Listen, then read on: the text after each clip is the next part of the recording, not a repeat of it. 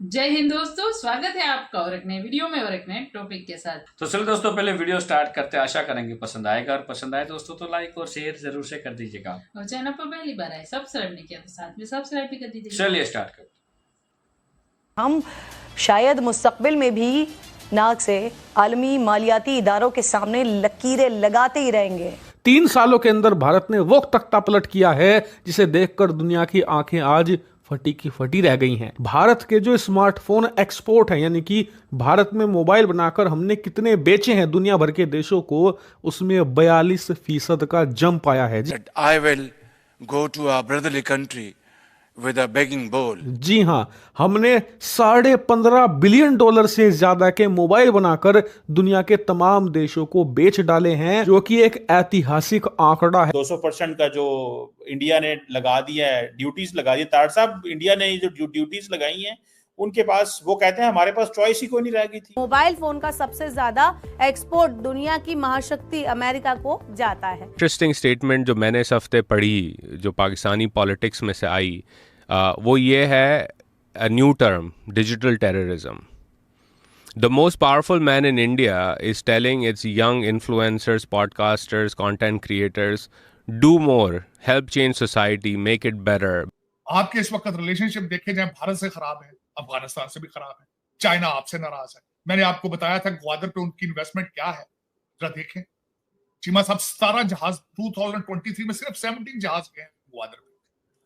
वो पछता रहे हैं। इंडिया हर चीज अपने घर में बनाता है, बाहर की कंपनी को कहता है जी कि पहले हम हमारे नाम से बनेगी चीज, जो भी बनेगी। सबसे पहले अपने पड़ोसियों से रिलेशनशिप ठीक करें। आज you can not move forward. Hello friends, जय हिंद। हिंदुस्तान स्पेशल में आपका स्वागत है दोस्तों।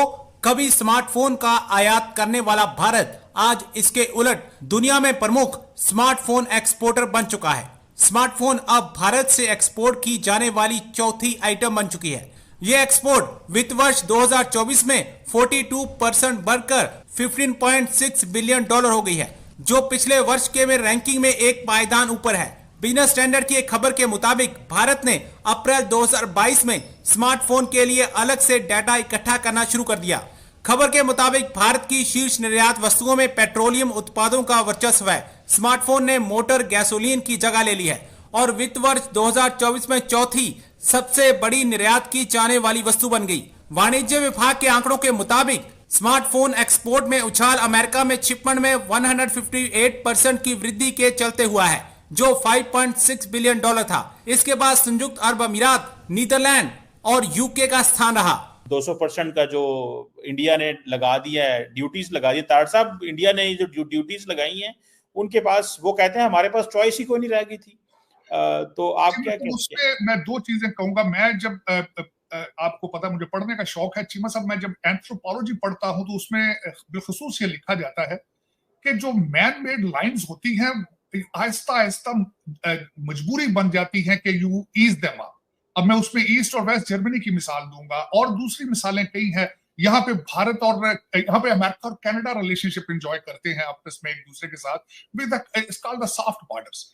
मेरे ख्याल में जो आपने क्वेश्चन किया है कि पाकिस्तान की फौज इसकी इजाजत देगी नहीं देगी, ये जरूरत बन जाएगी।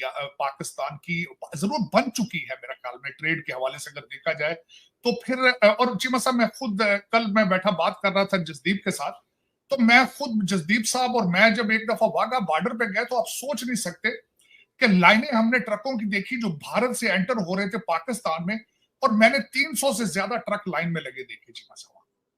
और वो दे वर फुल ऑफ जो हाउस होल्ड की चीजें थी, उसमें सब्जियां थी, गंदम थी, चीजें थी। तो ये मजबूरी है इस वक्त मजबूरी बन चुकी है कि इसको सॉफ्ट किया जाए, ट्रेड शुरू किया जाए। अब वो जो 200% आपने बिल्कुल सही फरमाया है कि चीमा साहब, उसमें दर हकीकत पुलवामा का वाकया 2000 हमारे सारे जो रिलेशनशिप खराब हुए 2019 में, तो जब उस पर पाबंदियां लगाई गई और फिर उसके बाद एक इस वक्त जो सोचा जाए तो दोनों तरफ से एक डेड एंड पे पहुंच चुके हैं, एक डेड लॉक पे पहुंच चुके हैं, जिसपे मैं दोनों साइड पे ये आर्गू देने की कोशिश कर रहा हूं बैसीते एक वकील, कि अगर भारत और चाइना उनके लद्दाख में एक दूसरे के सामने खड़े हैं लेकिन ट्रेड जारी है। अगले दिन नंबर आए हैं कि इस वक्त भारत का सबसे ज्यादा ट्रेड जो है वो चाइना के साथ है। अगर यूएई और इजराइल ट्रेड कर सकता है तो फिर हम भी कर सकते हैं। अगर दुनिया में अगर देखा जाए अमेरिका चाइना ट्रेड कर सकता हो तो हम भी कर सकते हैं। और दूसरा मैं समझता हूं कि जब हम ट्रेड शुरू करेंगे चीमा साहब, तो उसमें दूसरे मसाइल आहिस्ता आहिस्ता कम होते जाएंगे, वी विल मूव फॉरवर्ड।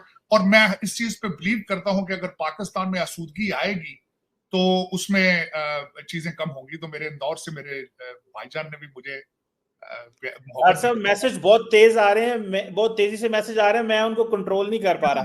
तो मुझे दो क्वेश्चन है। एक तो वो आजाद कश्मीर से अगले दिन जर्नलिस्ट जो है वो गायब हुए हैं, उनके बारे में जस्टिस कैनी इस्लामाबाद के हैं, उन्होंने उस पर रिमार्क दिए हैं, मैं उस पर भी बोलना चाहूंगा। उसके बाद किसी ने क्वेश्चन किया है डॉक्टर अब्दुल सलाम, मैं उनके बारे में भी बात करना चाहूंगा। इन दो इश्यूज पे बात करते हैं।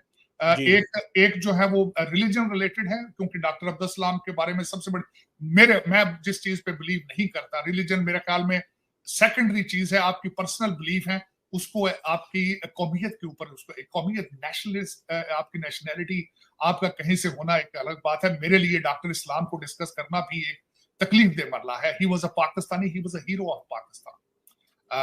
और जिस तरीके से उनको बहसीते, उनको कादियानी कह के उनको अबैंडन कर दिया गया, दिस इज नॉट गुड। मैं यहां तक सोचता हूं कि अगर एक हिंदू भी इंटेलिजेंट है, आपको पता होगा ना, भगवान दास हमारे जस्टिस होते थे, हमारे जस्टिस क्रिश्चियन थे, जो सबसे पहले शुरू में थे। जब पाकिस्तान बना था पहले मिनिस्टर थे एक हमारे हिंदू, जो बाद में उनको इंडिया जाना पड़ा। मैं रिग्रेट करता हूँ हालात को, मैं अप्रिशिएट नहीं करता, ये गलतियां हुई हैं माजी के अंदर। आज मैं कहता हूं अगर पाकिस्तानी हिंदू अगर वो राइज करके आता है तो उसको भी, he should become a prime minister of Pakistan, he should become a president of Pakistan, क्योंकि they are part of Pakistan. तो ये गलत बात है। डॉक्टर इस्लाम के साथ जो किया गया माजी के अंदर, मैं उसको कंडेम करूंगा, उसको रिग्रेट करूंगा। उनके नाम के ऊपर इटली के अंदर एक लेबोरेटरी बनाई गई, पाकिस्तान में क्यों लेबोरेटरी नहीं बनाएगी? यही वजूहात हैं कि हम इस वक्त दुनिया की रेस पे पीछे रह रहे हैं। इस वक्त इमरान खान साहब एक किसी को साथ लेकर गए थे अपनी कैबिनेट में अच्छी पोजीशन देने के लिए अमेरिका से, लेकिन उनके ऊपर भी अहमदी का एक लगा के लेबल उनको डिसरिगार्ड कर दिया गया। उनके अहमदी बिलीव उनके अपने बिलीव है। देखना चाहिए था how intelligent the person is and if he wants to serve Pakistan he should. अगर एचिसन कॉलेज में आके क्रिश्चियन प्रिंसिपल बन सकता है तो why not a Pakistani born child can become a minister in Pakistan.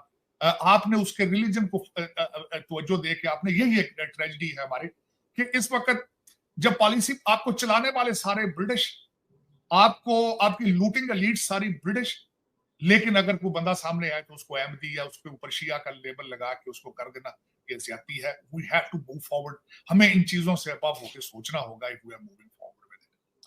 दूसरी किसी ने जो दूसरा क्वेश्चन चीमा साहब किया था, उन्होंने वो जो सहाफी हैं उनके बारे में मैं जस्टिस कैनी साहब की बात से एग्री करूंगा। थैंक यू दोस्तों वीडियो को यहाँ तक देखने के लिए। बाकी दोस्तों वीडियो आपको कैसी लगी है कमेंट में लिखकर जरूर बता दीजिए। फिलहाल दोस्तों आपसे विदाई ले रहे, मिलेंगे और एक नई वीडियो में आपके साथ। टिल देन जय हिंद, जय भारत।